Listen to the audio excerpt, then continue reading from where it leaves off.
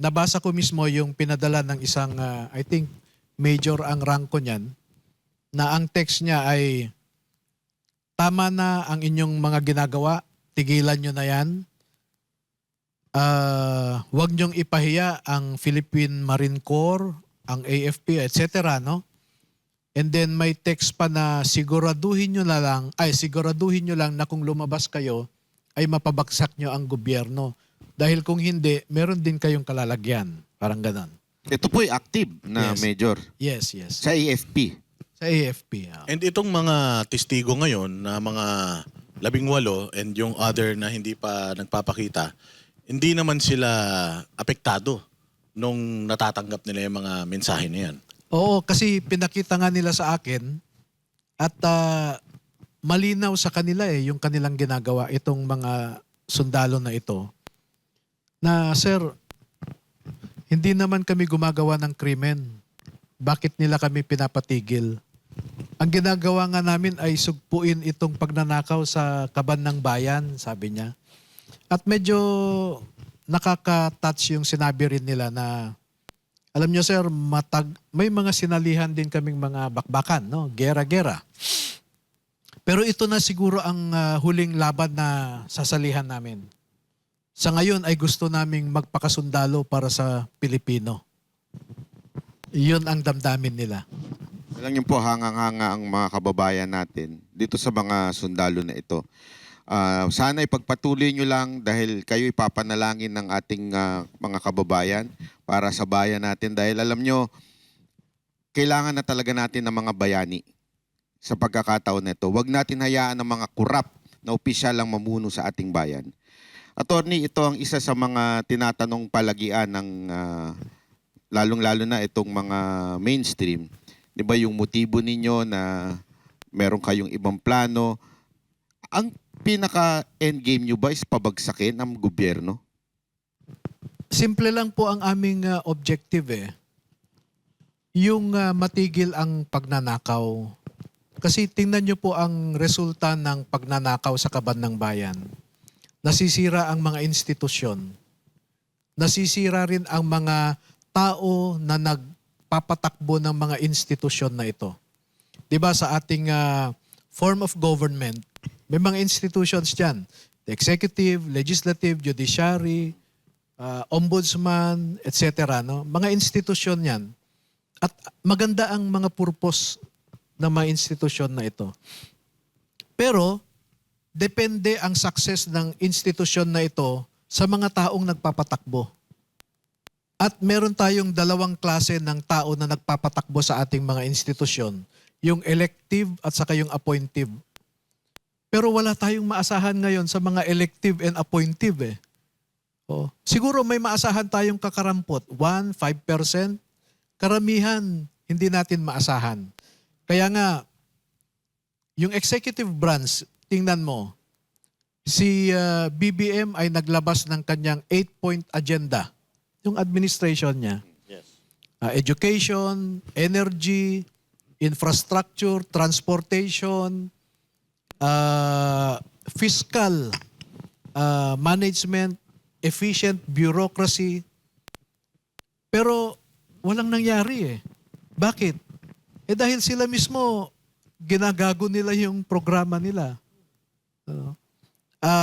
Sa legislature, matagal nang sinurrender ng legislature yung kanilang kapangyarihan sa executive. Ang legislature dapat ang siyang nagpapanday ng mga pulisiya. Pero bakit ang presidente ang nagsasabi sa Kongreso, ito ang gawin nyo? At hindi ka pwedeng maging speaker o Senate President kung hindi ka alyado ng presidente. And these institutions are designed to be independent from each other. Checks and balance Wala na yung checks and balance. Attorney, ito yung problema ngayon dahil itong ating Senate, tila nagsasabi ngayon si Senate President na hindi dapat kayo seryosohin sa inyong mga sinasabi. Paano po kaya ang inyong next move dyan? How I wish na masabi ni Senator Soto sa harapan ko yung ganyang pananalita. Sinabi din kasi, sinabi attorney na napakalaki daw ng discrepancy in terms of yung pera, yung involved na pera na pinag-uusapan, 805 billion. Sinasabi ni Ping Lacson na chairman ng Blue Ribbon Committee na parang sobrang laki ng pera. O parang it doesn't add up, sabi Parang niya. 70% napunta lang doon kay kay Charis. Kay Sandro. si Sandro napunta 70. Sana yung iba? Ganito, ang tinutukoy kasi ni Senator Lacson ay yung pondo na galing lamang sa flood control. Pero ang daming pinanggagalingan ng pera na dumarating kay Saldico. So ang sabi kasi ni Senator Lacson, 1.3 trillion ang flood control fund. Yes. At kung totoo daw na 805 billion ang nakuha, parang 70% na yun ng pondo. Parang hindi ka panipaniwala, sabi niya. Yes. Pero balikan niya yung PDAF scam. 60 to 70% ang kickback ng mga legislators. Walang pagkakaiba dito eh. At sabi ko nga, hindi lang naman flood control fund ang involved. Merong DENR, Department of Agriculture, doon sa National Irrigation natin, no? Ang daming GOS na irrigation projects, ha? Customs pa. Yung reforestation, sasabihin, nagtanim pero wala namang tinanim. Mag-inspect ang COA, sasabihin, nagtanim kami pero nangamatay yung mga tinanim eh. No? Misinformed si Senator Lacson.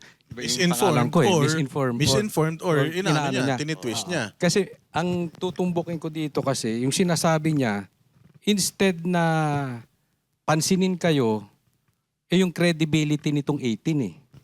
No? So, hindi naman tayo abogado, kaya tatanong natin, kailangan ba yan, pagka-presenta ng hindi ba dapat patunayan na nila kung totoo etong mga aligasyon, imbis na babanatan lang nila yung mga nagbibigay ng aligasyon.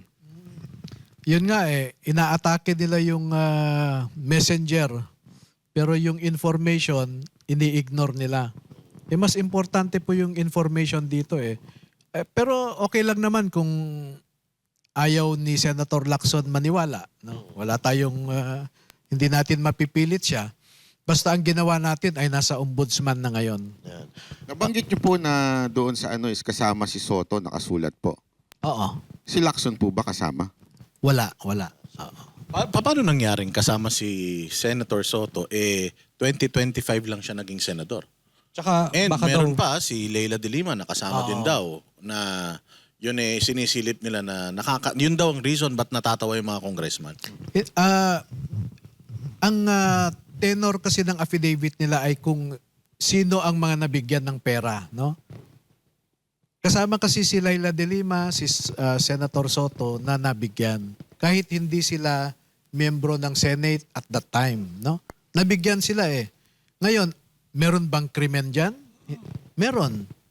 Halimbawa, tumanggap si Congresswoman de Lima ng pera.